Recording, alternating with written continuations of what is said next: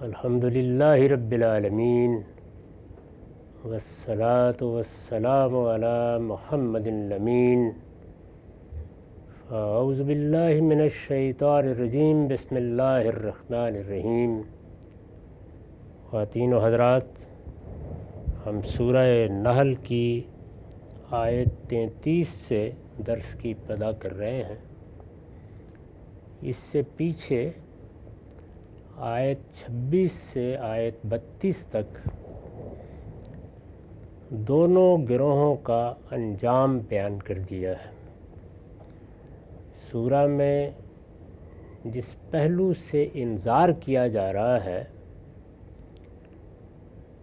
اس کو ہر لحاظ سے واضح کر دینے کے بعد یہ بتا دیا کہ جو لوگ اس انذار کو قبول کریں گے اور اس کے نتیجے میں تقوی اختیار کر لیں گے ان کا انجام کیا ہے، اور وہ لوگ جو انکار پر اصرار کریں گے اور استکبار کا رویہ اختیار کر لیں گے ان کا ٹھکانہ کیا ہوگا۔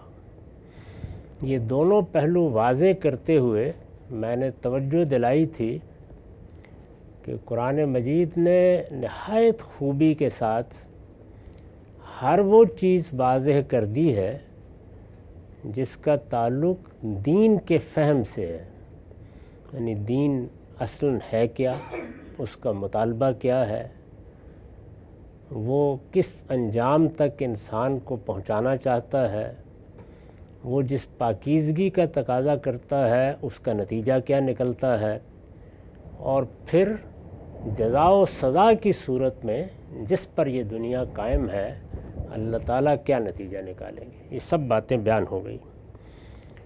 اس کے بعد اب پھر وہی انذار شروع ہو گیا، یعنی قرآن کا طریقہ یہ ہے کہ اس کے مخاطبین ہیں جن سے وہ بات کر رہا ہے، ان مخاطبین کو خبردار کیا جا رہا ہے۔ اسی کو عربی زبان میں انذار کہتے ہیں۔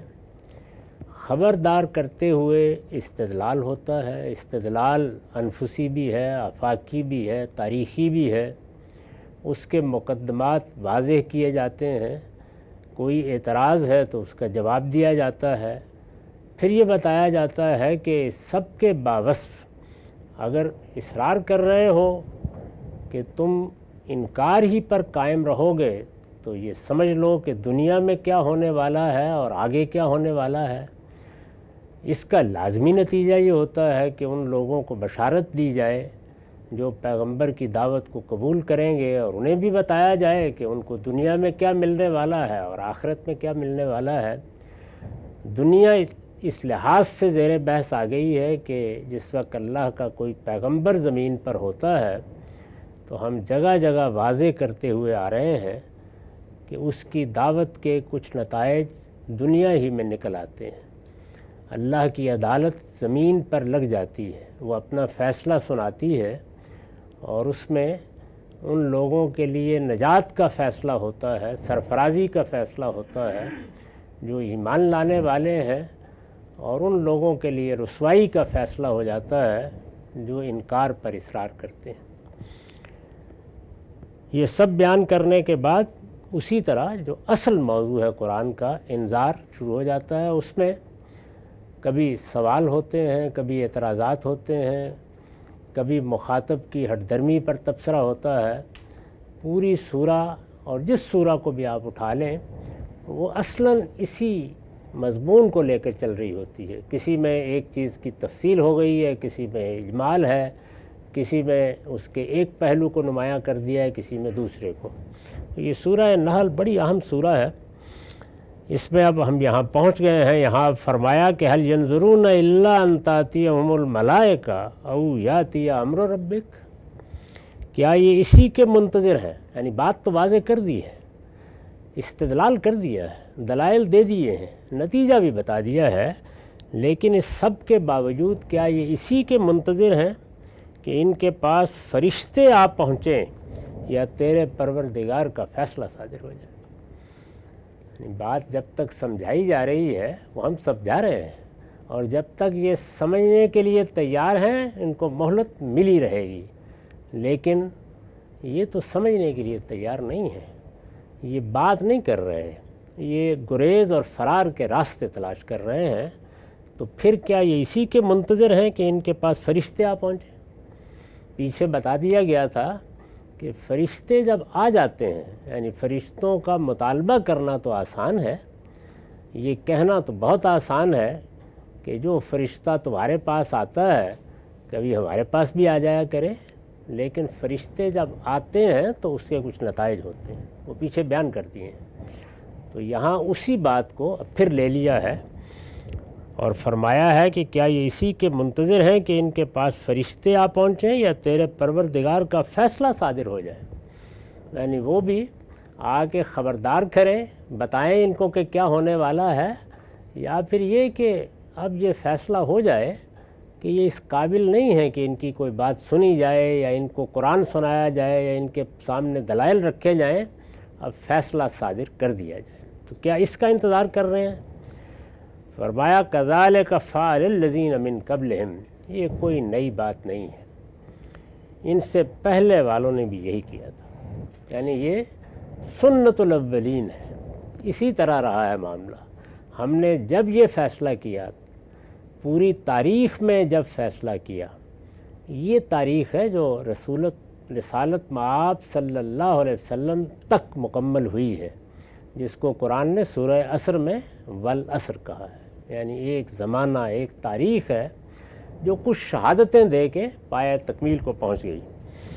تو فرمایا کہ ان سے پہلے والوں نے بھی یہی کیا تھا، جب جب ہم نے انتخاب کیا کہ یہ بستی ہے، اس بستی میں اپنا پیغمبر مبعوث کرتے ہیں، ہمارا پیغمبر جا کر حقائق کو واضح کرے گا، ہمارا کلام سنائے گا، ان کے اعتراضات کے جواب دے گا، ہر پہلو سے انہیں مطمئن کرے گا، انہیں مناسب مہلت بھی دی جائے گی، اس کے بعد فیصلہ سنا دیں گے۔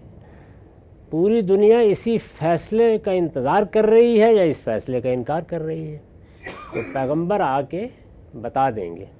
جب ہم نے فیصلہ کیا یہی نتیجہ نکلا۔ تو اس پر تبصرہ کیا ہے کہ عاد ہوں، سمود ہوں، قوم لوط ہو، ان سے پہلے والوں نے بھی یہی کیا تھا، کذالک فعل الذین من قبلہم۔ پھر کچھ نتیجے نکلے تھے، وہ نتائج یہاں تفصیل سے بیان نہیں کیے لیکن پچھلی صورتوں میں بیان ہو چکے ہیں۔ ان پر تبصرہ کرتے ہوئے کہا کہ جب اللہ تعالیٰ کا فیصلہ آ گیا تھا تو جانتے ہو کیا ہوا تھا؟ بستیاں الٹ دی گئی تھیں، کوئی باقی نہیں رہا تھا، قومیں اپنے آپ کو بچا نہیں سکی تھیں۔ پھر دیکھا تم نے، ان کی بستیاں بھی دیکھ لیں، ان کے آثار بھی دیکھ لیے، کیا کہو گے؟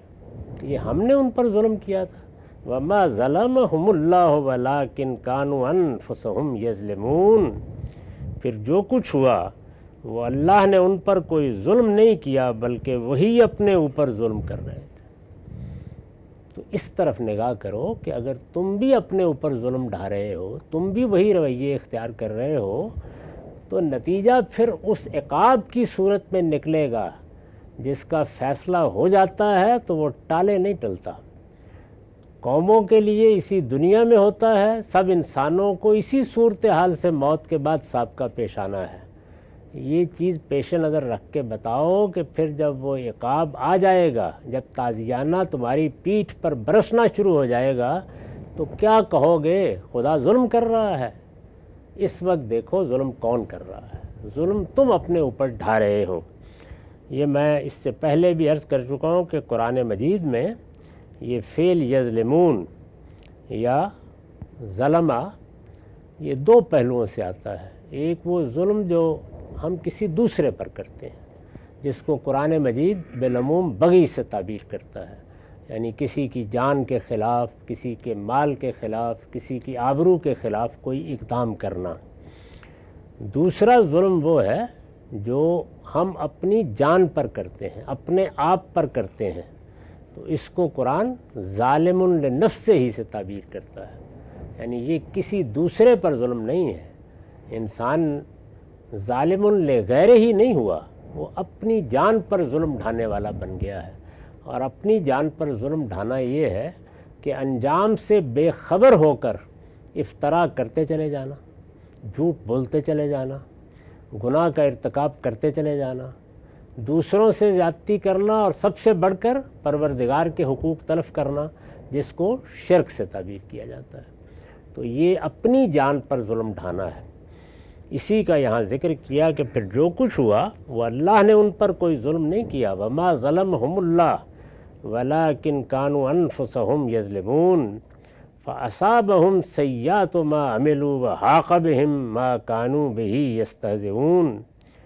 سو ان کے کرتوتوں کی سزائیں ان کو ملیں۔ اللہ نے کوئی ظلم نہیں کیا، جو کچھ ہوا عاد کے ساتھ، سمود کے ساتھ، قوم شعیب کے ساتھ، قوم نوح کے ساتھ، وہ ان کے کرتوت تھے جن کی سزائیں ان کو ملیں۔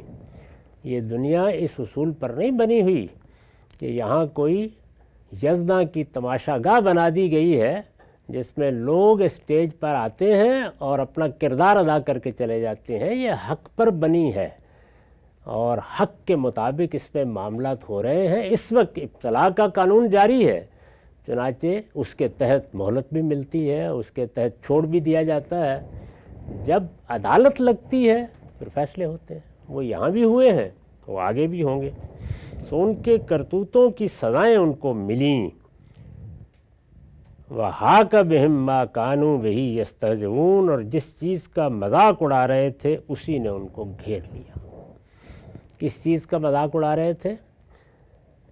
اس بات کا کہ یہ پیغمبر کیا روز ہم کو کہتے ہیں کہ عذاب آ جائے گا، اللہ کی گرفت ہوگی، پکڑے جاؤ گے، اور آگے کی بات بتاتے ہیں تو وہاں بھی یہی کچھ سناتے ہیں۔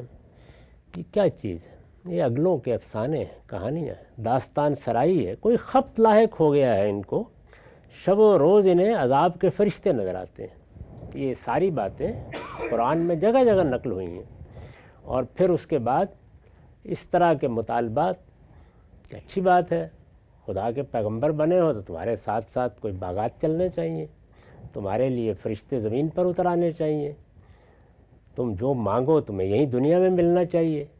لیکن ہم تو دیکھ رہے ہیں کہ ایسے ہی بازاروں میں جاتے ہو، سودا سلف بھی خود اٹھا کے لا رہے ہوتے ہو، تمہاری زندگی کیا ہے؟ ہمارے بڑے بڑے سردار موجود ہیں، چنانچہ وہ استہزاء اور وہ مذاق اڑانا وہاں تک پہنچ گیا جس کو اس طرح تعبیر کیا ہے کہ وَلَوْلَا نُزِّلَ هَٰذَا الْقُرْآنُ عَلَىٰ رَجُلٍ قَرْيَتَيْنِ عَظِيمٍ، اس قرآن کو نازل ہونا تھا تو تم ہی رہ گئے تھے، یہ ہماری ان دو بستیوں کے مکے اور طائف کے کسی بڑے آدمی پر کیوں نہیں اترا؟ تو بات یہاں تک پہنچ جاتی ہے۔ تو فرمایا سو ان کے کرتوتوں کی سزائیں ان کو ملی، اور جس چیز کا مذاق اڑا رہے تھے اسی نے ان کو گھیر لیا۔ یعنی پھر نہ کوئی بڑا رہا نہ کوئی چھوٹا رہا، فیصلہ صادر ہو گیا اور پوری بستی الٹ دی گئی۔ وَقَالَ الَّذِينَ أَشْرَكُوا لَوْ شَاءَ اللَّهُ مَا عَبَدْنَا مِن دُونِهِ مِن شَيْءٍ نَحْنُ وَلَا آبَاؤُنَا وَلَا حَرَّمْنَا مِن دُونِهِ مِن شَيْءٍ۔ یہ مشرکین کہتے ہیں، یعنی جب یہ باتیں ان کو بتائی جاتی ہیں، یہ مشرکین کہتے ہیں کہ اگر اللہ چاہتا تو ہم اس کے سوا کسی چیز کی عبادت نہ کرتے۔ یہ مقدمہ کیا ہے؟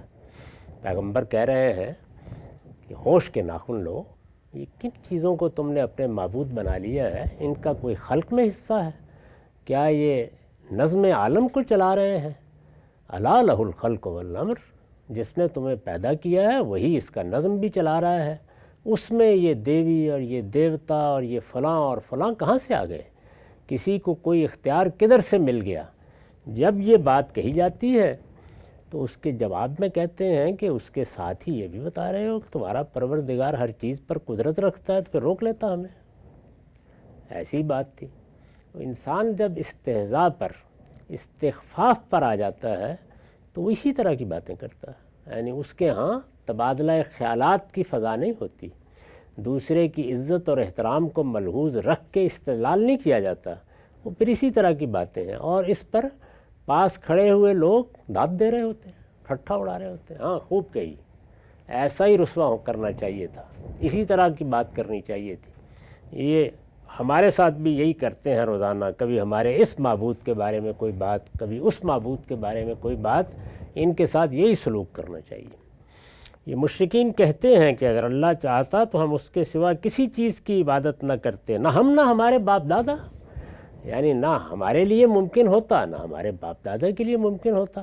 اگر ہمارے باپ دادا صدیوں سے انہی چیزوں کو معبود بنا کے بیٹھے ہوئے ہیں اور انہوں نے ان کے مندر بنائے ہیں اور ان کے استھان تعمیر کیے ہیں اور ان سے امیدیں وابستہ کی ہیں اور پھر ان امیدوں کے پورا ہونے کی تاریخ ہمیں منتقل ہوئی ہے، تو آخر کوئی بات ہے نا۔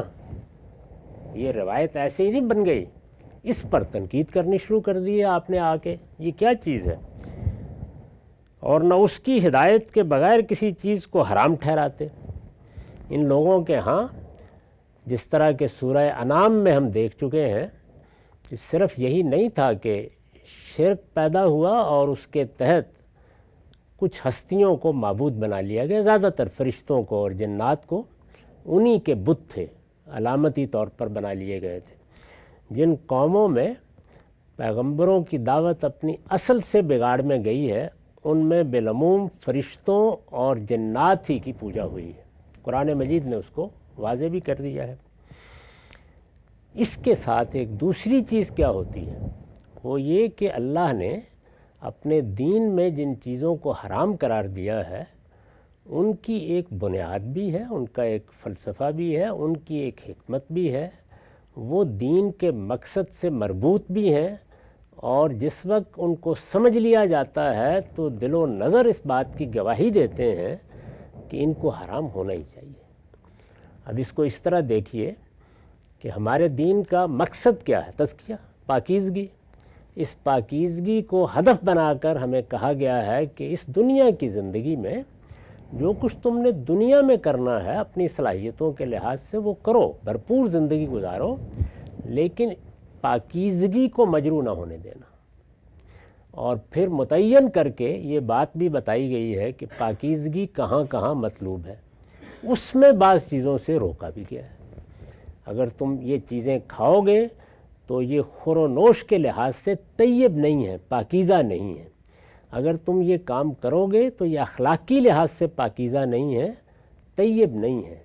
یہ کام کرو گے تو اس کے نتیجے میں بدن کو آلودگی لاحق ہوگی، یہ تمہیں نہیں کرنا چاہیے۔ تو یہ حرمتوں کی بنیاد ہے۔ پھر یہ واضح کر دیا گیا ہے کہ اللہ تعالیٰ نے اصل کے لحاظ سے کیا چیزیں حرام کی ہیں، اس کے بارے میں بھی ہم گفتگو کر چکے ہیں کہ وہ بنیادی طور پر خور و نوش کے سوا 5 اخلاق کی حرمتیں ہیں، اور انہی پر سارے احکام کا مدار ہے۔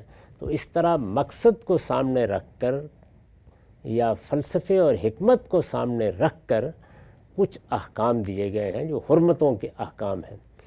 یہ اپنے توہمات کو سامنے رکھ کر اس فہرست میں اضافہ کرتے ہیں، یعنی کچھ چیزوں کو خود حرام ٹھہرانے لگ جاتے ہیں۔ یہ افتراء علی اللہ ہے۔ اس کو بیان کیا گیا کہ یہ اللہ پر جھوٹ باندھنا ہے۔ اللہ نے کوئی چیز حرام نہیں کی تو کسی کا بھی یہ کام نہیں ہے کہ وہ اس کو حرام قرار دے۔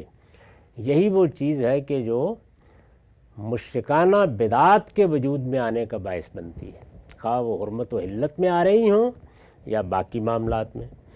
تو یہ کہتے ہیں کہ تمہارے 2 ہی اعتراضات ہیں نا ہمارے اوپر، ایک یہ کہ ہم نے شرک اختیار کر لیا ہے، دوسرے یہ کہ ہم فلاں چیز کو اپنے باپ دادا سے حرام قرار دے کے بیٹھے ہوئے ہیں۔ تو یہ دونوں کام اگر تمہارا پروردگار چاہتا تو نہ کرنے دیتا ہمیں۔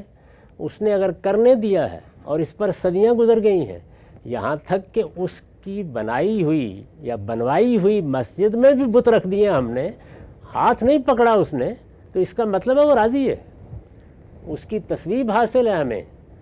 تو یہ اتنی بڑی دلیل ہے، اس کو سامنے رکھ کر بھی تم ہم سے یہ مطالبہ کرتے ہو کہ ہم ان کو چھوڑ دیں۔ فرمایا کہ کذالک فعل الذین من قبلہم، یہ دیکھیے بالکل وہی الفاظ ہیں جو اوپر تھے۔ اوپر کیا تھا؟ کیا یہ اسی کے منتظر ہیں کہ ان کے پاس فرشتے آ پہنچیں یا تیرے پروردگار کا فیصلہ صادر ہو جائے؟ اس پر کہا تھا کذالک فعل الذین من قبلہم، ان سے پہلے والوں نے بھی یہی کیا تھا۔ اب کیا کہا ہے؟ اب یہ استدلال بیان کیا ہے کہ ہم نے معبود کیوں بنائے ہیں، ہمارے آباء و اجداد نے کیوں بنائے، ہم نے حرمتیں کیوں قائم کی ہیں، اس پر بھی وہی تبصرہ کیا۔ فرمایا کذالک فعل الذین من قبلہم، ان سے پہلے والوں نے بھی یہی رویہ اختیار کیا تھا۔ یعنی کوئی دلیل نئی ہے، کوئی مطالبہ نیا نہیں ہے، یہ ہے خلاصہ اس کا۔ یعنی جب سے دنیا بنی ہے اللہ تعالیٰ کہتے ہیں کہ نہ استدلال کوئی دین کے مقابل میں نیا پیدا کیا جا سکا، نہ کوئی مطالبہ نیا آ سکا، یعنی وہی ہے، نئے آب و رنگ کے ساتھ باتیں سامنے آتی رہتی ہیں۔ ان سے پہلے والوں نے بھی یہی رویہ اختیار کیا تھا۔ فَهَلْ عَلَى الرُّسُلِ إِلَّا الْبَلَاغُ الْمُبِينُ، کیا جملہ ہے یہ، یعنی مطلب یہ ہے کہ اچھی بات ہے، تم نے یہی کرنا ہے تو یہی صحیح، سو ہمارے رسولوں پر تو صاف صاف پہنچا دینے کی ذمہ داری ہے۔ یعنی ہم جب تک مہلت دیے ہوئے ہیں ہمارے پیغمبر کوئی اقدام نہیں کریں گے، تم نے جو کرنا ہے وہ کرو۔ ہمارے پیغمبروں کے ذمے جو کام لگایا گیا وہ کیا ہے؟ البلاغ المبین، بات کو ہر پہلو سے واضح کر دیں، ہر چیز تم تک پہنچا دیں، اعتراض کرو جواب دے دیں، اشکال پیش کرو دور کر دیں، سوال کرو اس کا تمہیں جواب مل جائے۔ ہمارے پیغمبروں کا کام یہ ہے، ان کا کام یہ ہے کہ وہ پہنچائیں، اس پیغام کو پہنچائیں، اس دعوت کو پہنچائیں، اس کلام کو پہنچائیں، اور اپنی طرف سے اس میں کوئی کمی نہ کریں۔ فَهَلْ عَلَى الرُّسُلِ إِلَّا الْبَلَاغُ الْمُبِينُ، سو رسولوں پر تو صاف صاف پہنچا دینے ہی کی ذمہ داری ہے۔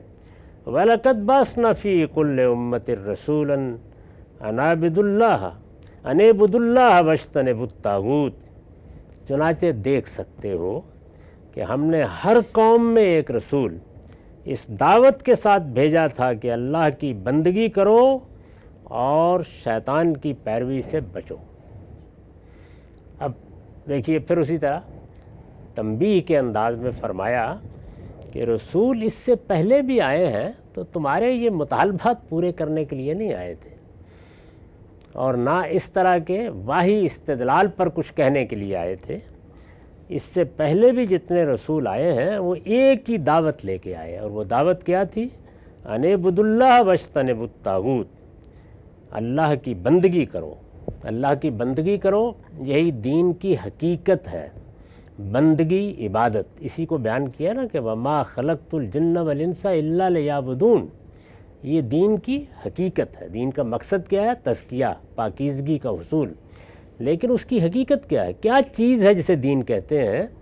وہ اللہ کی بندگی ہے، یعنی میرا یہ اعتراف کر لینا کہ میں بندہ ہوں، اور میں بندہ ہوں تو میرا ایک معبود ہے، میرا ایک پروردگار ہے، میرا ایک خالق ہے، اور میرے اس عالم کا بھی ایک بادشاہ ہے۔ یہی وہ چیز ہے نا جس کو ہم سورہ ناس میں تعوذ کے موقع پر کہتے ہیں، اعوذ برب الناس ملک الناس الہ الناس، یعنی میں اس کا اعتراف کرتا ہوں کہ میں بندہ ہوں، اور بندے کی حیثیت سے میرا آقا، میرا مالک، میرا معبود وہی تنہا ہے، وہی زمین و آسمان کا مالک۔ اللہ کے پیغمبر یہ حقیقت بتاتے ہیں، یعنی ایک لفظ میں تعبیر کیے تو کیا؟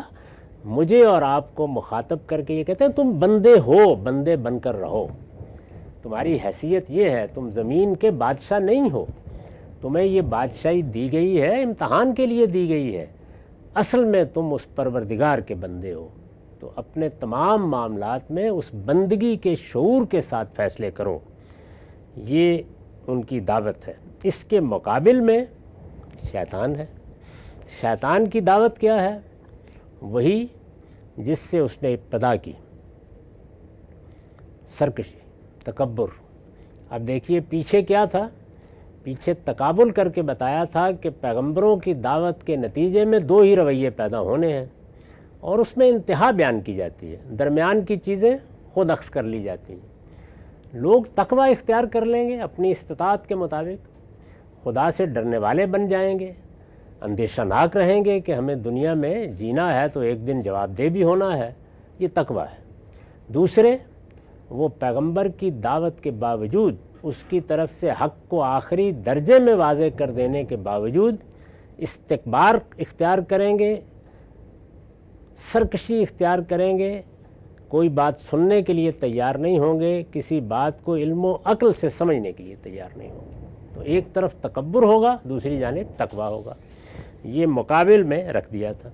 یہاں بھی اسی طرح مقابل میں رکھا کہ پیغمبروں کی دعوت کا ایجابی پہلو کیا ہے، خدا کے بندوں خدا کے بندے بن کر رہو، یہ ان کی دعوت کا ایجابی پہلو ہے۔ اس کا سلبی پہلو کیا ہے، وہ جو ابلیس نے سرکشی کی تھی اس سرکشی سے اپنے آپ کو بچاؤ، استکبار سے بچاؤ۔ چنانچہ قصہ آدم و ابلیس میں بھی بارہا توجہ دلائی جا چکی ہے کہ اصلاً جو چیز نمایاں کی گئی، یعنی ایک بہت برتر مخلوق کو ایک تیسرے درجے میں کمتر مخلوق کے سامنے جھکنے کے لیے کہہ دیا گیا، یعنی ایک خاکی کے سامنے ان نوریوں کو جھکنے کے لیے کہہ دیا گیا۔ یہ کس چیز کا امتحان تھا؟ یہ کسی کی عظمت کو واضح کرنا مقصود نہیں تھا، یہ امتحان تھا کہ بہت برتر ہونے کے باوجود کیا خدا کے حکم پر جھکتے ہو یا انانیت میں مبتلا ہو جاتے ہو۔ فرشتے اس میں کامیاب ہو گئے، ابلیس کامیاب نہیں ہوا، اس نے سرکشی اختیار کی۔ وہی سرکشی ہے جس کی وجہ سے ابلیس کے لیے الشیطان اور الطاغوت کے الفاظ استعمال ہوئے۔ دونوں کی حقیقت کیا ہے؟ سرکشی، تکبر، استکبار۔ اسی کو کھول دیا ہے، ابا واستکبر۔ ابلیس نے انکار کر دیا، اس نے استکبار اختیار کیا۔ تو استکبار اور تقوی، تکبر اور تقوی، متکبرین اور متقین، پیچھے آیت 30 تک ان کی تصویریں سامنے رکھتی تھیں۔ اب یہ کہا جا رہا ہے کہ یہ کوئی نیا معاملہ نہیں ہوا، ہم نے ہر قوم کی طرف رسول بھیجا، اور جب بھی بھیجا اس کی دعوت یہ دو لفظ تھے۔ وہ کیا تھے؟ وہ یہ تھے کہ اعبدوا اللہ واجتنبوا الطاغوت، اللہ کی بندگی اختیار کرو، اللہ کے بندے بن جاؤ، اللہ کے بندے بن کر جینا سیکھو، اور شیطان کی پیروی سے بچو۔ فَمِنْهُمْ مَنْ هَدَى اللَّهُ وَمِنْهُمْ مَنْ حَقَّتْ عَلَيْهِ الضَّلَالَةُ، پھر ان میں سے، یعنی مخاطبین میں سے جن کی طرف رسول آئے، پھر ان میں سے کچھ کو اللہ نے ہدایت بخشی، اللہ نے انہیں یہ توفیق دی کہ اس کے باوجود کہ ان کے آباء بھی غلطیاں کر چکے تھے، ان کے ہاں بھی شرک کی تاریخ بن چکی تھی، وہ بھی بہت سی بدعتوں میں پیدا ہوئے تھے، لیکن اللہ نے ان کو ہدایت بخشی کہ انہوں نے شعوری فیصلہ کر کے اپنے آباء کے طریقے چھوڑ دیے اور پیغمبروں کی دعوت قبول کر لی۔ یعنی جب بھی ہوا، فرمایا جب بھی کوئی رسول آیا ہے، چند لوگ نکل ہی آتے ہیں ان میں سے، 2 4 10 ہی صحیح، وہ ہدایت حاصل کرتے ہیں۔ پھر ان میں سے کچھ کو اللہ نے ہدایت بخشی، اور فرمایا اور ان میں کچھ ایسے بھی ہوئے جن پر گمراہی مسلط ہو گئی۔ پیچھے جو کہا تھا کہ ایک طرف متقین ایک طرف متکبرین، تو اب گویا اس کی تفصیل کر دی کہ جب پیغمبروں نے آ کر ہدایت کی تو ہدایت کے بھی 2 ہی پہلو تھے، یعنی بندگی ایک طرف یہ تھی، اور ابلیس کی پیروی یا سرکشی دوسری طرف یہ تھی۔ نتیجہ بھی اسی صورت میں نکلا، یعنی کچھ لوگوں نے اس ہدایت کو قبول کیا اور بندگی اختیار کر لی، بندے تو وہ تھے، اس کو شعور کے ساتھ اختیار کر لیا، اور کچھ ایسے بھی ہوئے جن پر گمراہی مسلط ہو گئی۔ تو گمراہی جب مسلط ہو جاتی ہے، ایک تو یہ نا کہ کسی استدلال کی غلطی کی وجہ سے کوئی گمراہی کا ارتکاب ہو گیا، کوئی غلطی ہو گئی، کوئی گناہ ہو گیا، یہ تو انسان کے ساتھ ہے، اس سے کوئی نہیں بچ سکتا۔ لیکن یہ کہ ان پر ضلالت، ان پر گمراہی، عربی زبان میں گمراہی کو ضلالت کہتے ہیں، وہ مسلط ہو گئی، اس نے ان کو اپنے قابو میں کر لیا۔ اسی کو دوسری جگہ بیان کیا، احاطت بہ خطیئتہ، یعنی یہ نہیں ہوا کہ گناہ ہو گیا، یہ نہیں ہوا کہ غلطی ہو گئی، بڑے سے بڑے گناہ کو بھی اللہ معاف کر دیتا ہے۔ انہوں نے کیا کیا؟ انہوں نے گناہ کو زندگی بنایا، اور گناہ نے ان کا احاطہ کر لیا، اور پھر اس سے کوئی ایک روزن بھی نہیں بچا جس سے نکل کر وہ کوئی دوسری جانب دیکھ سکے۔ تو وہاں احاطت بہ خطیہ اور یہاں حقت علیہ الضلالہ، تو فرمایا پھر نتیجہ نکلا کہ گمراہی مسلط ہو کے رہ گئی۔ اب ان کو جو مخاطبین ہیں ان کو خطاب کر کے کہا کہ فسیروا فی الارض فانظروا کیف کان عاقبۃ المکذبین، سو جاؤ اسی سرزمین عرب میں چلو پھرو اور دیکھو کہ جھٹلانے والوں کا انجام کیا ہوا۔ وہ کہاں ہیں عاد اور وہ کہاں ہیں سمود اور وہ کہاں ہیں قوم شعیب، ان کی بستیاں اب بھی اوندھی پڑی ہیں، جاؤ اور جا کر ان کو دیکھو۔ ہمارا وقت ختم ہو گیا۔ اقول قولی ھذا واستغفر اللہ لی ولکم ولسائر المسلمین۔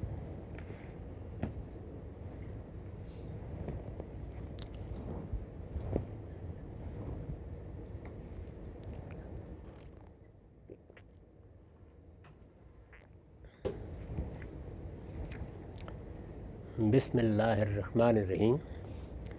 مستدرک حاکم کی ایک روایت زیر بحث ہے جس کا رقم 263 ہے۔ یہ کعب بن عجرہ کی روایت ہے۔ ہم نے اس روایت کو پڑھا، اس کا ترجمہ بھی آپ لوگوں نے سن لیا۔ اس کا خلاصہ یہ ہے کہ کعب بن عجرہ یہ واقعہ بیان کرتے ہیں کہ ایک دن ہم سب لوگ مسجد میں بیٹھے تھے، ہمارے درمیان 5 عرب کے لوگ تھے اور 4 عجمی تھے۔ سرخ چمڑے کے تکیے لگے ہوئے تھے اور ہم مسجد نبوی میں بیٹھے ہوئے آپس میں گفتگو کر رہے تھے۔ اسی دوران میں رسالت مآب صلی اللہ علیہ وسلم تشریف لائے۔ آپ نے ہمیں متوجہ کیا اور اس کے بعد کچھ باتیں ارشاد فرمائیں۔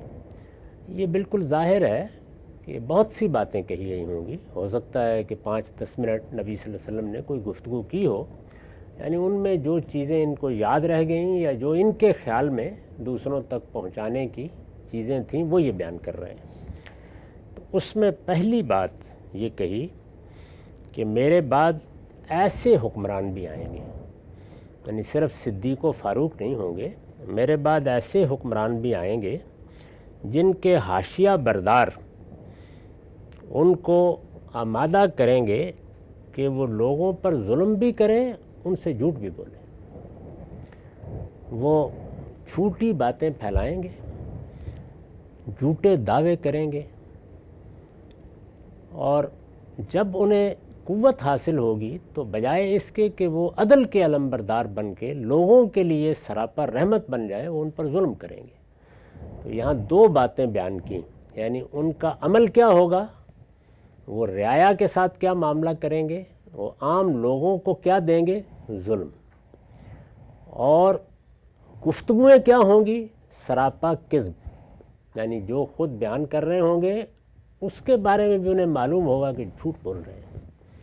وہ اپنا مقدمہ قائم کریں گے، جھوٹ، وہ اپنا نیریٹو بنائیں گے، جھوٹ، وہ لوگوں کو متوجہ کریں گے، جھوٹ، وہ اپنے مخالفین پر تبصرہ کریں گے، جھوٹ، گویا جھوٹ ہی ان کے تمام اقدامات کی بنیاد ہوگی۔ 2 باتیں فرمائیں۔ اور اس زمانے میں چونکہ حکمران ہی آ کے ممبر پر بیٹھتے تھے، انہی کو جمعہ کا خطبہ دینا تھا، انہی کو عیدین کے خطبے دینے تھے، انہی کو حج کا خطبہ دینا تھا، یہی سنت قائم کی گئی تھی۔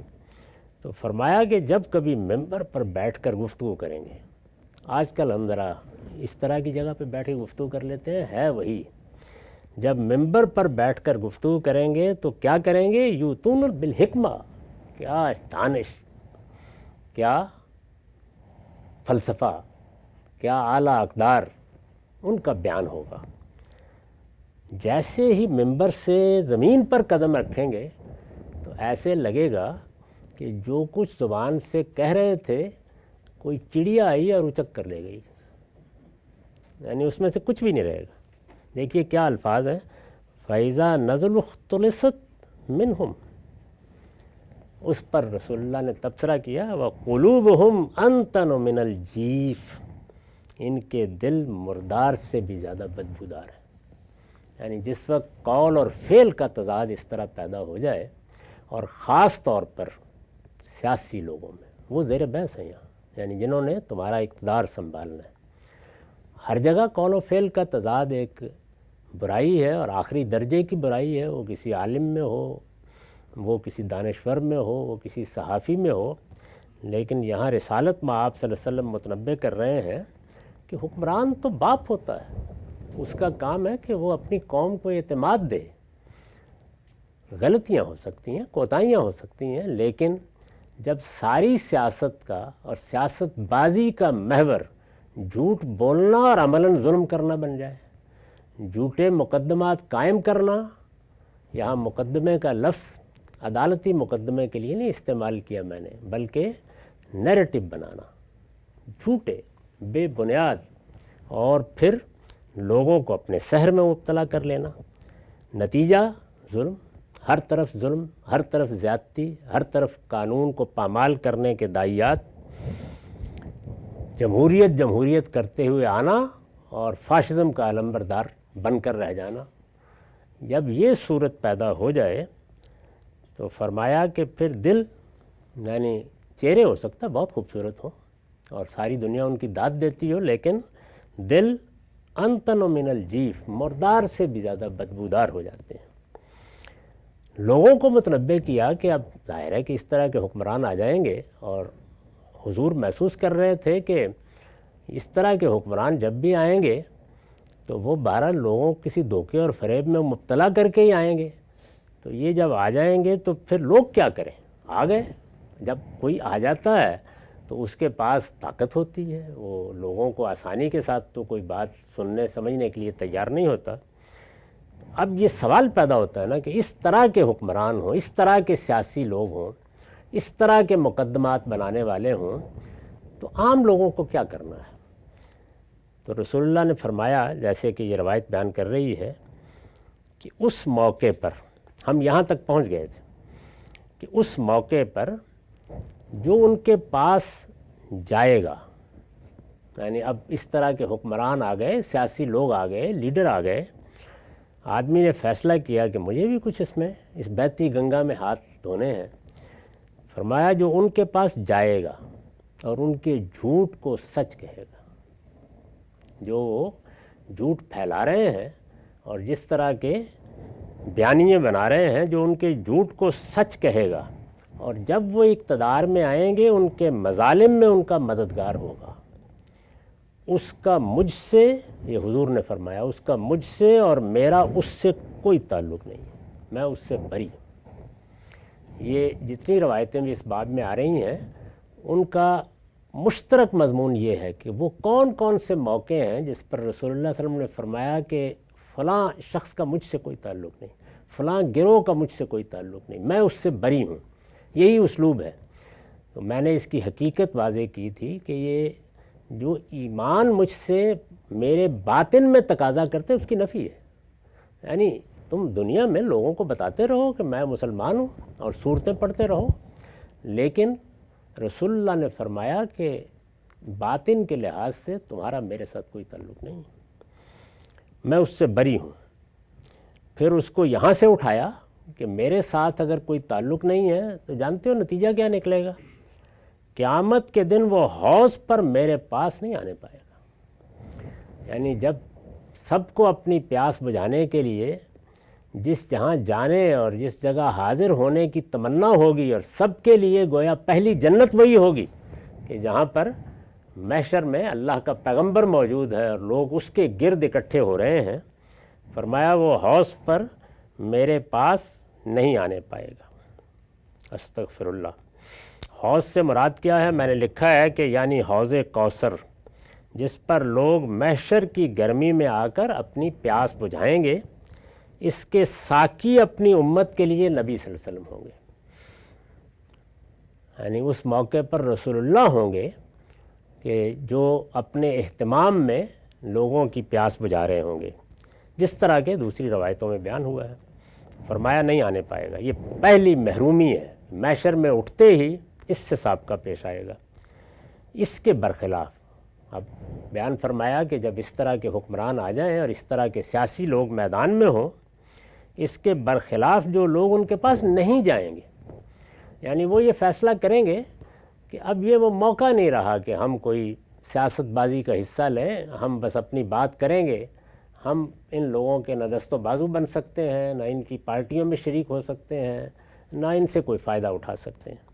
فرمایا وہ لوگ کہ جو اس کے برخلاف ان کے پاس نہیں جائیں گے اور ان کے جھوٹ کو سچ نہیں کہیں گے، اگر کسی وقت گواہی دینی پڑ جائے تو شائستگی سے، ضروری نہیں کہ علم لے کے اٹھ کھڑے ہوں، وہ کہہ دیں گے کہ نہیں یہ جھوٹی بات ہے، ہم اس کو سچ نہیں کہہ سکتے، اور ان کے مظالم میں ان کے مددگار نہیں ہوں گے۔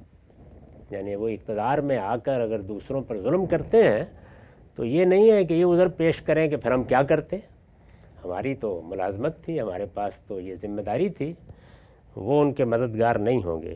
فرمایا کہ اس طرح کی صورتحال میں اپنے ماننے والوں سے اس کے زیادہ کا تقاضا نہیں کرتا، یعنی یہ نہیں کہ خروج کرنے کے لیے اٹھ کھڑے ہو، بس اتنا ہی کافی۔ یعنی تمہیں کیا کرنا ہے، ایک یہ کہ ان سے قطع تعلق کر لو، ان سے الگ ہو جاؤ، ان کا حصہ یا ان کا ساتھی بننے کی جسارت نہ کرو، ان کے جھوٹ کو سچ نہ کہو اور ان کے مظالم میں ان کی مدد نہ کرو۔ ظاہر ہے کہ یہ کیا چیز ہے، علیحدگی۔ تو فرمایا وہ مجھ سے ہیں اور میں ان سے ہوں، وہ عنقریب میرے حوض پر میرے پاس پہنچیں گے، بشارت دی۔ اس پر میں نے جو آخری حاشیہ لکھا ہے وہ یہ ہے کہ دین کا مطالبہ اپنے ماننے والوں سے یہی ہے، اس سے آگے یہی ہے جو بیان کر دیا، اس سے آگے ظالم حکمرانوں کے خلاف خروج یا ان کو تبدیل کرنے کی جد و جہد فرد کی ثوابدید پر ہے، چاہے کرے چاہے نہ کرے۔ دینی حدود میں خدا کے مقرر کردہ حدود کے اندر وہ اگر چاہے تو اس طرح کے کسی اقدام کا فیصلہ کر سکتا ہے۔ اللہ اور اللہ کے رسول نے اپنے ماننے والوں سے اس کا کوئی مطالبہ نہیں کیا، یعنی اللہ اور اللہ کے رسول کا مطالبہ اس طرح کے حکمرانوں کے مقابل میں بس اتنا ہی ہے۔ وآخر دعوانا الحمدللہ رب العالمین۔ 10 منٹ کا وقفہ ہے، اس کے بعد سوالوں کی نشست۔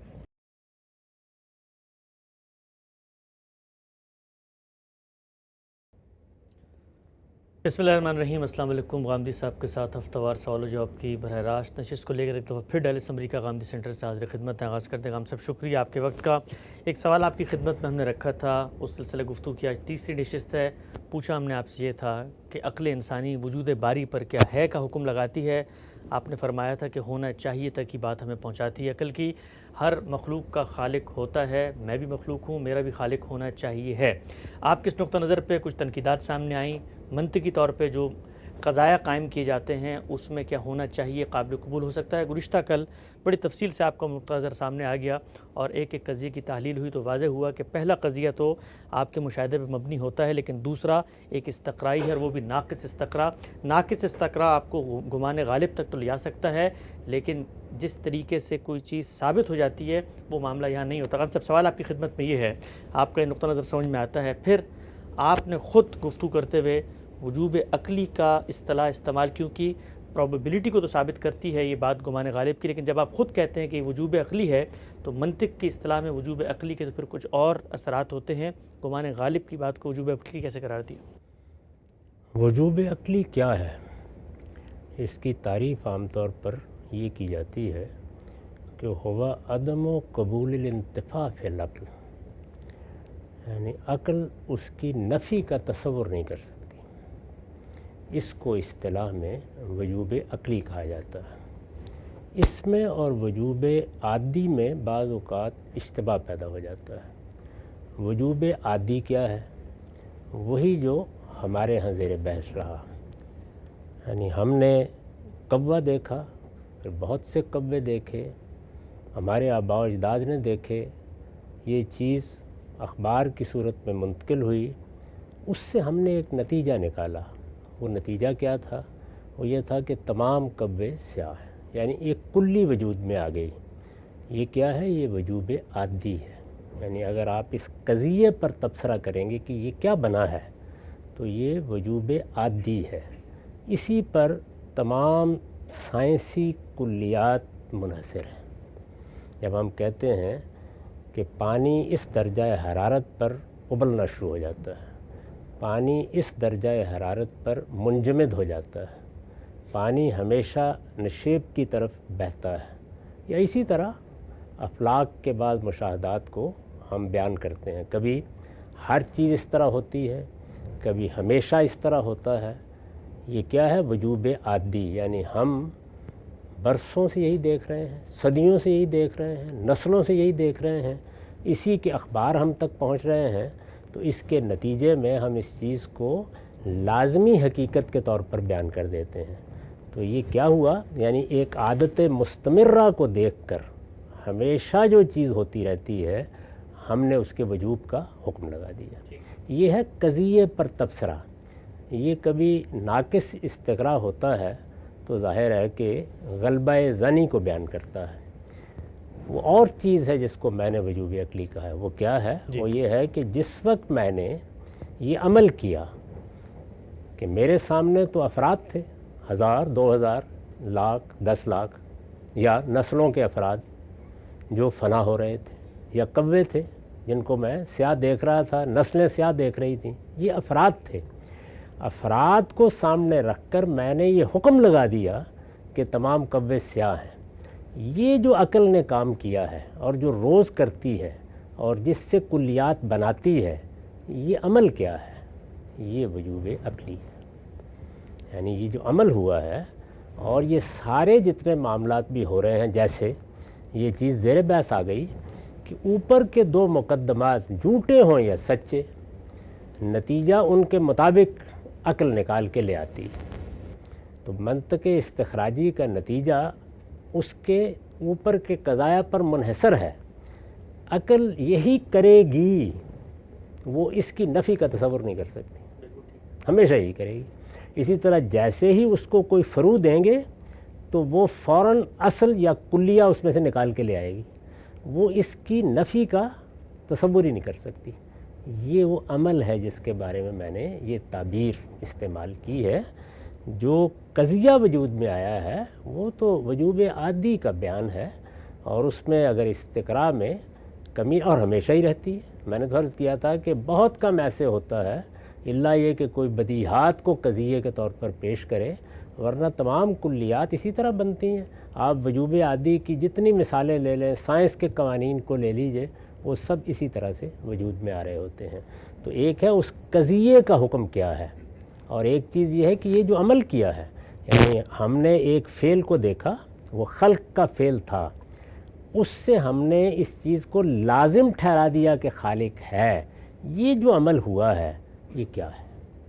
یعنی یہ کیا ہے؟ یہ اصل میں عقل کا پیدا کردہ وجوب ہے، اور یہ تعبیر کس چیز کے مقابل میں اختیار کی گئی ہے؟ امر واقعی کے۔ یعنی امر واقعی ہمیں عین الیقین کے درجے تک لے جاتا ہے، وہاں ہماری آنکھیں دیکھ لیتی ہیں، چیز حواس کی گرفت میں آ جاتی ہے۔ اس سے جو وجود پیدا ہوتا ہے وہ وجوب، یا جو ہم نے نتیجہ نکالا ہے وہ نتیجہ وجوب عقلی ہی کے الفاظ میں بیان کیا جائے گا۔ تو یہاں عقل کا وظیفہ کیا ہے جب وہ کلیات بنا رہی ہوتی ہے، جب وہ اصل سے فرع نکال رہی ہوتی ہے، جب وہ فرع سے اصل نکال رہی ہوتی ہے، جب وہ منطق استخراجی کے 2 مقدمات سے نتیجہ پیدا کر رہی ہوتی ہے، اس میں نفی کا احتمال ختم ہو جاتا ہے۔ یعنی وہ عمل ہونا ہے ہر حال میں، اور اس کو اس صورت کو اختیار کرنا ہے۔ ہماری عادت مستمرہ میں جو چیزیں آ جائیں گی ان سے کلی بننی ہے، اس سے قانون بننا ہے، اسی پر ہماری زندگی کا انحصار ہے۔ عقل اس قانون کے مقابل میں اس چیز کو تسلیم کر لے کہ یہ قانون نہیں بننا چاہیے، یا افراد سے کلی نہیں اخذ ہونی چاہیے، یہ عقل نہیں مانے گی۔ تو وجوب عقلی کا یہی مطلب ہے، اور بالکل درست جس نے بھی بیان کیا ہے کہ یہ اصل میں اس چیز کا اظہار ہوتا ہے کہ عقل اس کے انتفاع کو قبول نہیں کرتی۔ ٹھیک، نقطہ آپ نے واضح کیا۔ اچھا، ایک توضیحی نقطہ بیان کیجیے گا۔ مثال کے طور پہ 2 قضایا ہیں، ان دونوں قضایا سے ہے کا حکم برآمد ہوا، تو اب منطق استخراجی ڈیٹیکٹیو لاجک تو یہ کہتی ہے نا کہ آگے جو بھی نتیجہ نکلے گا اس کو بھی ہے پہ ہونا چاہیے ہے۔ اگر ایک قضیہ مثال کے طور پہ استقراء ناقص، اس کو آپ نے بیان کیا کہ وہ جو انڈکشن کی ہے وہ نقص پہ پائی جاتی ہے، اس میں پوری طرح احاطہ نہیں کیا۔ استقراء ہوتا ہی یہی ہے، یہ کوئی تعبیر نہیں ہے ناقص اور کامل، ہوتا ہی یہی ہے۔ یعنی استقراء کرنے کی ضرورت کیوں پیش آ گئی ہے؟ اس لیے کہ بہت سے افراد دیکھ لیے گئے ہیں، ان تمام افراد کو نہیں دیکھا گیا جو ماضی میں، حال میں، مستقبل میں ہوں گے، ورنہ مجھے یہ بتائیے استقراء کی ضرورت کیوں پیش آئی؟ یہ ہوتا ہی اس طرح ہے۔ استقراء سے جو کلیات بنتے ہیں، یا منطق استقرائیہ میں جو کلیات بنتے ہیں، وہ بنتے ہی اس طرح ہیں۔ تو وہ کیا ہوتے ہیں؟ وہ اصل میں عادت مستمرہ کا بیان ہوتے ہیں۔ تعبیر کرنے کے لیے اگر کوئی اصطلاح بنانی ہے تو وہ کیا ہے؟ وجوب عادی، یعنی یہ گویا ہم نے ہمیشہ ایسے دیکھا ہے، یہی استدلال کیا جائے گا۔ ہم نے تو ہمیشہ پانی کو اسی درجہ حرارت پر ابلتے دیکھا ہے، یہاں بھی ابال کے دیکھ لیجیے، وہاں بھی دیکھ لیجیے، ہم نے تو اسی درجہ حرارت پر منجمد ہوتے دیکھا ہے۔ تو جب آپ یہ بات کہتے ہیں تو اصل میں آپ کیا کرتے ہیں، آپ بہت سے افراد کے مشاہدے کو تمام میں بدل دیتے ہیں۔ یہ جو تمام میں بدلنے کا عمل ہے یہ عقل کہتی ہے کہ واجب ہے، یہ ہونا ہے، ہر حال میں ہونا ہے۔ وہ جو تمام میں بدلنے کے بعد قضیہ بنا ہے وہ غلبہ ظن پر مبنی ہو سکتا ہے، اس میں بہت سے پہلو زیر بحث آ سکتے ہیں، وہ یہاں بیان نہیں ہو رہا۔ ٹھیک ہے، تو نقطہ واضح ہوا۔ جو نتیجہ ہم نکالتے ہیں اس نتیجے کے بارے میں جو آپ نے فرمایا ہے کہ ہونا چاہیے تک پہنچاتی ہے عقل اس طرح کے معاملات میں، تو یہ اصطلاحات کا اس پہ بھی ذرا گفتگو کیجیے گا ہم صاحب۔ جو اصطلاحات ہیں وہ چاہے منطق کی ہوں، چاہے فلسفے کی ہوں، چاہے کلام کی ہوں، چاہے فقہ کی ہوں، اصطلاحات اپنا ایک بیگیج لے کے آتی ہیں۔ اصطلاحات کو جب وضع کیا جاتا ہے تو وہ جامع معنی بنتی ہیں۔ کیا یہ بہتر ہے کہ اصطلاحات کے دامن سے ہٹ کے جو حقیقت آپ بیان کرنا چاہتے ہیں اس کو بیان کر دیں؟ تو وجوب عقلی سے اگر کہیں غلط فہمی ہوتی ہے، اگرچہ اس پورے پروسیس کا کو آپ بیان کر رہے ہیں، کیا یہ کہا جا سکتا ہے کہ جو نتیجہ نکلتا ہے وہ پروبیبلٹی پہ مبنی ہوتا ہے، جیسے آپ نے کل کہا تھا گمان غالب ہوتا ہے؟ دو چیزیں ہیں جن کو پیش نظر رکھنا چاہیے۔ ایک یہ کہ ہم جب گفتگو کر رہے ہوتے ہیں تو اس کو ہم پسند نہیں کرتے کہ علمی اصطلاحات میں گفتگو کی جائے۔ ٹھیک، یہ گفتگویں عام لوگوں سے ہو رہی ہوتی ہیں۔ عام لوگ علمی اصطلاحات میں چیزوں کو نہیں سمجھتے۔ ان کے سامنے تو اگر نحو کے مصطلحات بیان کر دیے جائیں کہ یہ مفعول مطلق ہے اور یہ تمییز ہے، یہ حال ہے، تو وہ بھی ان کے سر کے اوپر سے گزر جائیں گی۔ ان کے سامنے بات بیان کرتے ہوئے یہی طریقہ درست ہوتا ہے کہ آپ عام زبان تک اس کو لے آئیں۔ عام زبان تک لاتے ہیں تو عام تعبیریں اختیار کرنی پڑتی ہیں۔ وہ تعبیریں اس طریقے سے منطقی تعبیریں نہیں ہوتی، نہیں ہو سکتی۔ یہ جو بعض لوگ خیال کرتے ہیں کہ پچھلی 2 صدیوں میں بہت جلیل القدر لوگوں نے بعض چیزیں لکھی ہیں تو اس میں بیان کی ایسی خامیاں یا کمزوریاں رہ گئی ہیں۔ یہ شبلی نے لکھا ہے، یہ امین احسن نے لکھا ہے، یہ فلاں اور فلاں بڑے محقق نے لکھا ہے، یہ مولانا سید ابو اللہ صاحب مودودی نے لکھا ہے۔ یہ لوگ جن کا آپ ذکر کر رہے ہیں کون ہیں؟ یعنی شبلی کے بارے میں یہ معلوم ہے کہ وہ مولانا فاروق کے شاگرد ہیں۔ کبھی تفصیلات پڑھیے گا کہ معقولات میں ان کی کیا حیثیت تھی، کیا پس منظر تھا۔ اسی طرح سے مولانا سید ابو اللہ صاحب مودودی نے معقولات کی چیزیں مولانا عبدالسلام نیازی جیسے آدمی سے پڑھی ہیں۔ میری ان بزرگوں سے ملاقات رہی ہے جو ان کے وہاں ہم سبق تھے۔ اس میں کیا کیا چیزیں کس درجے کی اور کس تفاحص کے ساتھ پڑھی گئیں میں وہ بتا سکتا ہوں۔ لیکن جس وقت آپ عام لوگوں سے خطاب کر رہے ہوتے ہیں تو اپنے اس علم کا اظہار نہیں کرتے، اس میں عام آدمی کی سطح پر آ کر عام تعبیریں اختیار کر کے آپ بات بیان کرتے ہیں۔ میں نے بھی جب ایک سوال کا جواب دیتے ہوئے یہ بیان کیا تھا تو وہاں کوئی تعبیر نہیں اختیار کی تھی، سادہ طریقے سے بیان کر دیا۔ اس پر بحث ہوئی تو یہ بتانے کے لیے کہ میں جو کچھ کہہ رہا تھا اس کو اگر علمی اصطلاحات سے تعبیر کرنا ناگزیر ہو گیا تو وہ یہ ہوں گی۔ یہ ناگزیر بحث کوئی پیدا ہو جائے تو پھر ہم بتاتے ہیں کہ یہ اصل میں نحو کا یہ قاعدہ ہے، جملے کی یہ تالیف ہے، یا منطق کا یہ طریقہ ہے، یہ دیکھیے یہ استخراجی منطق کے مقدمات اس طرح قائم ہوتے ہیں، یا جیسے کل کی نشست میں یہ بحث کرنی پڑ گئی کہ قضایا کیسے وجود میں آتے ہیں۔ یہ سب کچھ اصل میں ان فنون سے تعلق رکھنے والے لوگ جب اس کی تحلیل کرنا شروع کر دیتے ہیں اور اس میں کوئی غلط فہمی ہوتی ہے تو اس وقت اختیار کی جاتی ہیں، ورنہ یہ بات بالکل درست ہے کہ عام طریقے ہی سے بات واضح کرنی چاہیے۔ اور میں تو کبھی بھی اپنی گفتگو میں، اپنے درسوں میں، اپنی تحریروں میں اصطلاحات کا استعمال نہیں کرتا، اس سے پوری طرح گریز کرتا ہوں۔ اور اصطلاحات کا استعمال کر کے آپ کسی صاحب علم کو تو مطمئن کر سکتے ہیں، عام آدمی تو سوائے اس کے کہ اس کے نتیجے میں جا کے سو جائے اور کچھ بھی نہیں کرے گا، کیونکہ بات ہی اس کی سمجھ میں نہیں آئے گی۔ عام گفتگو کا طریقہ اللہ نے اپنی کتاب میں اختیار کیا ہے۔ عام اسالیب جس کو عربی مبین کہا ہے، رسالت مآب صلی اللہ علیہ وسلم نے اختیار کیا۔ جس وقت بھی آپ عام لوگوں سے بات کریں اسی طرح کریں، شبلی ہوں یا ابو اللہ مودودی یا امین احسن اصلاحی، انہوں نے یہ فیصلہ کر لیا کہ وہ عام لوگوں تک اللہ کا دین پہنچائیں گے۔ اس میں یہ رعایت ملحوظ رکھی جاتی ہے کہ بات اس طریقے سے کی جائے کہ اصحاب علم بھی اس کو سمجھ لیں، اور اگر کوئی علمی رائے ہے تو وہ اس طرح تنقیح کر کے پیش کر دی جائے۔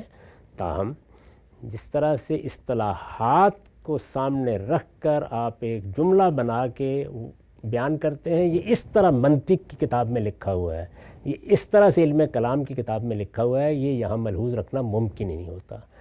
تاہم اگر کوئی شخص اصرار کرے تو پھر بتانا پڑتا ہے جی اس سے مقصود کیا، تو یہ میں نے اس کا تجزیہ کر کے آپ کو بتایا ہے کہ یہ تعبیر اصل میں عقل کے اس عمل کے لیے بولی گئی ہے جو وہ کر رہی ہے، یہ اس قضیے کے بارے میں نہیں کہا گیا۔ ہم سے نقطہ واضح ہوا۔ اچھا ایک اور ضمنی پہلو ہم عام طور پہ دیکھتے ہیں جو ہمارے مذہبی لوگ ہیں، مذہبی ذہن دینی علوم کا پس منظر رکھتے ہیں، فقہ کلام تصوف اور اس طرح تاریخ کی چیزوں کو پڑھتے ہیں، وہ یہ کہتے ہیں کہ بھائی جب آپ دینی موضوع پہ گفتگو کر رہے ہیں تو دینی موضوع پہ گفتگو کرنے کی بھی ایک روایت بن چکی ہے۔ اگر آپ عقائد پہ گفتگو کر رہے ہیں تو کلامی مباحث میں جو اصطلاحات انہوں نے متعین کی ہیں ان میں بڑا پتا پانی مارا ہے۔ ایسا نہیں کہ ایک دن اٹھ کے انہوں نے کوئی بات کر دی تو ان کو کس دیا ہے انہوں نے، تو وہ اصطلاح جب آپ استعمال کریں گے تو ایک عام آدمی بھی آپ کی بات سے کوئی گمراہی کا نقطہ نہیں نکالے گا۔ تو ان اصطلاحات کو سامنے رکھ کر یا بات کریں، جب آپ ان کو ایک طرف رکھ کے اپنی تفہیم سے بات کرتے ہیں تو اس میں دو پہلو سامنے آتے ہیں۔ پہلا تو یہ ہے کہ جو پچھلے لوگوں نے بات کی تھی کیا وہ اپنی بات بیان نہیں کر سکے جو آپ آگے بہتر بیان کر رہے ہیں، اور دوسرا یہ کہ وہ لوز تعبیر ہوتی ہے، وہ کوئی جامع معنی اصطلاح نہیں ہوتی، تو کوئی بھی شخص اس سے کوئی بھی معنی نکال سکتا ہے۔ نکال لیں، جب ہم اس طرح بات کریں گے تو معنی ہی نہیں پیدا ہوں گے۔ یعنی مخاطب عام آدمی ہے، عام آدمی کے سامنے بات بیان کرنی ہے۔ اگر عام آدمی کے سامنے بات کی اور ایک لفظ بھی اس کی سمجھ میں نہیں آیا تو معنی نکالنے کا عمل ہی کہاں سے پیدا ہوگا؟ تو پھر نکال لے جا کے جو معنی بھی اسے نکالنے ہیں۔ عام لوگوں سے گفتگو اور زبان میں کرنی چاہیے، ہمارے پروردگار نے ایسے ہی کیا ہے۔ یعنی اللہ پروردگار عالم نے اپنی کتاب میں جب ہدایت لوگوں کو دی ہے تو اس میں ارسطو کی منطق کی زبان میں گفتگو کی ہے، علم کلام کی زبان میں گفتگو کی ہے۔ یہ غور کر کے دیکھیے، یہی وہ غلطی ہے جو ان علوم سے اشتغال رکھنے والے ملحدین کرتے ہیں۔ قرآن مجید کیا ہے، اس کو کیسے پڑھنا ہے، اس میں زبان کا کیا اسلوب اختیار کیا گیا ہے، اس کی تعبیریں کیسی ہیں، وہ اسی اصطلاحی علم کو لے کر وہاں اس کے نظائر تلاش کرنا شروع کر دیتے ہیں۔ اس پر توجہ دلاتے ہیں ہم کہ جب اللہ کی کتاب قرآن مجید کا مطالعہ کرنے کے لیے جائیں تو وہاں یہ دیکھیں کہ عام زبان استعمال ہوئی ہے، اس میں عربی مبین کے اسالیب استعمال ہوئے ہیں، جن کو عرب سمجھتے ہیں وہ استعمال ہوئے ہیں۔ ایک پڑھا لکھا شخص، عام شخص آپ کی بات سمجھ سکے اس کا لحاظ رکھا گیا ہے۔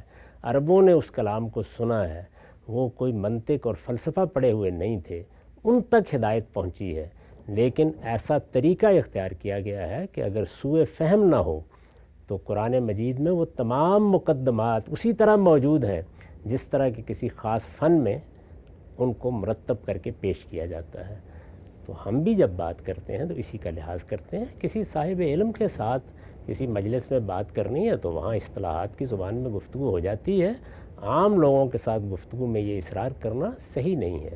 عام لوگوں نے دین سیکھنا ہوتا ہے، ہدایت حاصل کرنی ہوتی ہے۔ انہیں کوئی غلط فہمی ہوگی تو اسی وقت ہوگی جب کہ بات ان کی سمجھ میں آئے گی، ہوگی تو اس کو رفع کر دیا جائے گا۔ اگر کوئی صاحب علم اعتراض کرے گا تو پھر بعض اوقات اپنی طبیعت پر جبر کر کے وہ گفتگو کرنی پڑتی ہے جو اب آپ مجھ سے کرا رہے ہیں۔ ٹھیک، اچھا امام صاحب ایک آخری سوال آج کی نشست کا، چونکہ جب آج کے دور میں ہم گفتگو کرتے ہیں پوری دنیا میں جاتی ہے، عام لوگ بھی سنتے ہیں، اہل علم علماء بھی سنتے ہیں، ہمارے جو مذہبی لوگ ہیں، میں آپ کو چونکہ خود ایک پس منظر سے آیا ہوں، اپنا بھی ایک رجحان بتایا تو ہم لوگ اس شخص کو دین کا عالم سمجھتے ہی نہیں ہیں کہ جو دین کے علوم کی ایک تاریخ مرتب ہو چکی ہے ان کی اصطلاحات کو اپنی گفتگو میں استعمال ہی نہ کرے، اور تصور فوراً سے یہ آتا ہے کہ جیسے الٹپ یہ شخص آ کے گفتگو شروع کر دی ہے، اس کو پتہ ہی نہیں ہے کہ پیچھے علم کی تاریخ میں کیا ہوا۔ تو کچھ درمیان کا رستہ ہو سکتا ہے کہ ساتھ ساتھ تھوڑی آپ علمی اصطلاحات، مشکل گفتگو کو حوالے بھی کتابوں کے دیتے رہیں اور عام آدمی کو بھی مطمئن کرتے رہیں۔ مجھے ان کو مطمئن ہی نہیں کرنا، وہ اگر عدم اطمینان میں مبتلا ہیں تو رہیں، اللہ نے ان کو علم دیا ہے، اپنے علم کے مطابق زندگی بسر کریں۔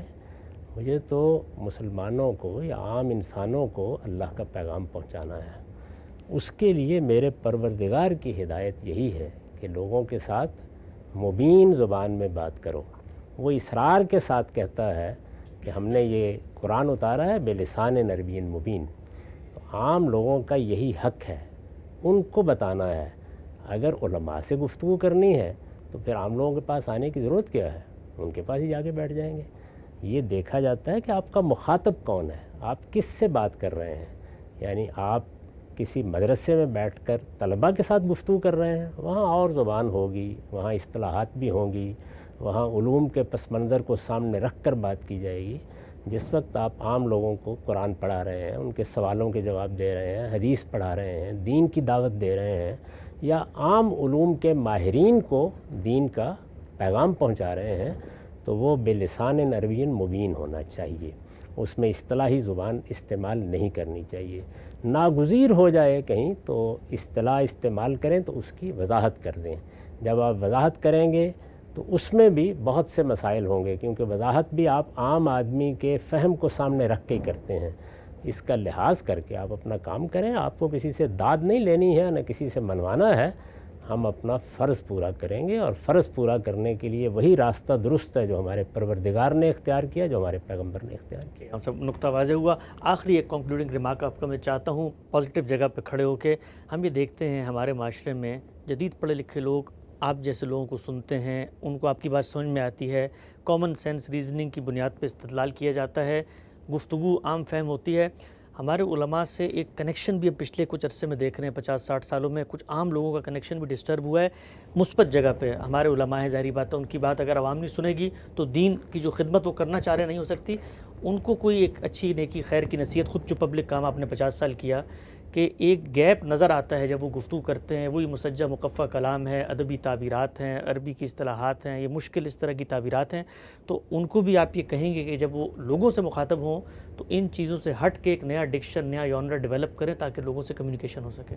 یعنی مجھے تو ان سے نصیحت لینی ہے، میں ان سے کیسے نصیحت کر سکتا ہوں؟ میں تو ایک طالب علم ہوں۔ علماء کا کام ہے کہ وہ ہمیں نصیحت کریں، ادب سے درخواست کی جا سکتی ہے، اور وہ درخواست میں نے اپنا طرز عمل بیان کرتے ہوئے کر دی ہے۔ جب ہم عام لوگوں سے بات کریں گے تو ہمیں وہ اصطلاحات نہیں اختیار کرنی چاہیے جس کو اہل علم ہی سمجھتے ہیں یا کسی خاص فن کے ماہرین ہی سمجھتے ہیں۔ میں نے یہ واقعہ کئی بار سنایا ہے کہ استاذ امام امین حسن اصلاحی کچھ بیمار ہو گئے، تدبر قرآن پایا، تکمیل کو پہنچی تو طبیعت خراب ہو گئی، تو ایک ڈاکٹر صاحب کو میں نے کہا کہ ذرا مولانا کو دیکھ لیجئے۔ ڈاکٹر صاحب تشریف لائے۔ ڈاکٹر حضرات کو بھی آپ دیکھیے، ان کو بھی یہ مرض لاحق ہو جاتا ہے۔ ہر علم اور ہر فن بعض اوقات حیضہ بن جاتا ہے، آدمی بیماری میں مبتلا ہو جاتا ہے۔ بارہا میں نے دیکھا ہے کہ ڈاکٹر صاحب تشخیص بیان کر رہے ہیں اور بے تکلف اصطلاحات بولتے چلے جا رہے ہیں، یہ دیکھے بغیر کہ سامنے کا آدمی اس کو سمجھتے بھی یہ نہیں سمجھتا۔ تو ڈاکٹر صاحب آ کے بیٹھ گئے، انہوں نے مولانا سے وہی سوال کیا تھوڑا سا معائنہ کرنے کے بعد کہ کیا معاملہ ہوا؟ تو مولانا نے فرمایا کہ معاملہ کیا ہونا تھا، میں فجر کی نماز کے بعد بیٹھا تھا، کچھ امتلا محسوس ہوا، استفراغ ہو گیا، میں نے دیکھا تو کچھ پاؤں میں آماس ہے، بس یہی صورتحال ہے۔ تو آپ کا خیال یہ کہ یہ گفتگو کرنی چاہیے؟ صحیح، ٹھیک ہے، ہم سب نقطہ واضح ہوا۔ وجود باری عقل انسانی کہاں تک پہنچا سکتی ہے آپ کو، ہے یا ہونا چاہیے، تفصیل سے 3 نشستوں میں غامدی صاحب کا نقطہ سامنے آیا۔ انشاءاللہ اس موضوع پر جو تفصیلی استدلال ہے اس کو ہم ایک سیریز میں مستقلاً زیر بحث لائیں گے۔ وقت یہاں پہ ختم ہوتا ہے، دوبارہ حاضر خدمت ہوں گے، اب تک آپ کا بہت شکریہ۔